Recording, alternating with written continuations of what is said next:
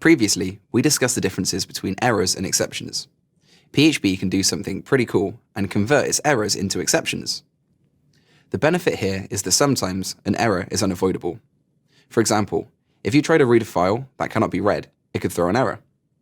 If you check to see if that file exists before you try to read it, then you can avoid that error. But in the milliseconds between checking to see if that file exists and actually trying to read that file, it could have been deleted. This is called a race condition, and they're no fun at all. Sometimes you need to try and do something and recover if it goes wrong. Converting errors to exceptions lets you do that. Let's take a look and see how we do that with a bit of code. Here we have a tiny snippet of code.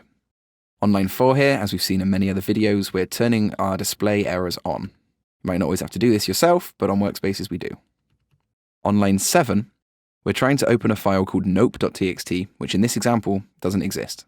The code tries to deal with the file maybe not existing on line 10 by checking to see if the handle variable is set to false.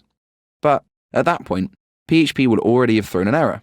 Let's try this code out by clicking on the eye icon for a preview. So here we have a warning from the fopen core function saying it's failed to open the stream, no such file or directory.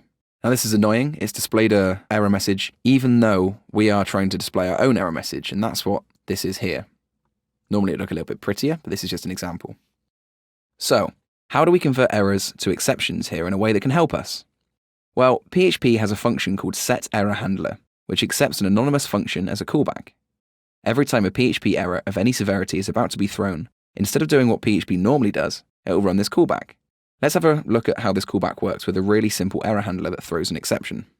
If we go back to our workspaces here, and just make a little space and throw the setErrorHandler in place. So, here we have an anonymous function, and it accepts these 4 arguments. We have error no, which is a number relating to the type of error that's being thrown. We have error string here, which contains a human readable message, which will explain what the error is. We have error file here, and then at the end we have error line. All of these arguments are passed through, and as we should be familiar with, we are throwing a new error exception. This error exception is a core PHP exception type, and it's designed for exactly this sort of behavior. Then we simply pass on all the arguments in this specific order, and we should be good to go. Let's save this and see what happens when we run it. Oh no.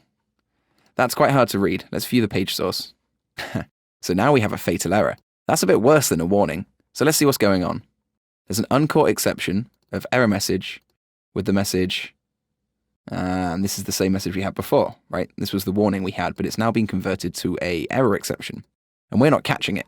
Let's go back to our code and see if we can work out a way to catch it. Now, when working with exceptions, you need to put anything contentious in a try block, and then the result needs to go in a catch block. Let's just get this comment out of the way, make life easier. So we want to catch an error exception. We want to assign it to an E variable. Whether we use this or not, we have to assign it to a variable. So now we are trying to read the file. This may throw an exception, and if it does, we're getting ready to catch it right here. Let's try this out and see if I got it right. Perfect. Now we have no warnings, no fatal errors, nothing weird on the screen. When fopen comes across a problem, it will throw an exception, and we know something went wrong and we can handle the error properly.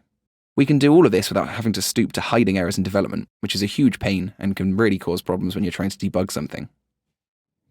It might not always make sense to convert errors to exceptions. In a situation where you are building a component which could be installed on anyone's application, you might not be able to rely on them being converted. But in your own applications, you can absolutely do this, as you have total control. Exceptions can help you catch tricky stuff in development, and help you work around some of those errors where PHP would rather keep on trucking than stop processing. Exceptions make PHP complain more noticeably and more conveniently, and that's usually a really helpful thing.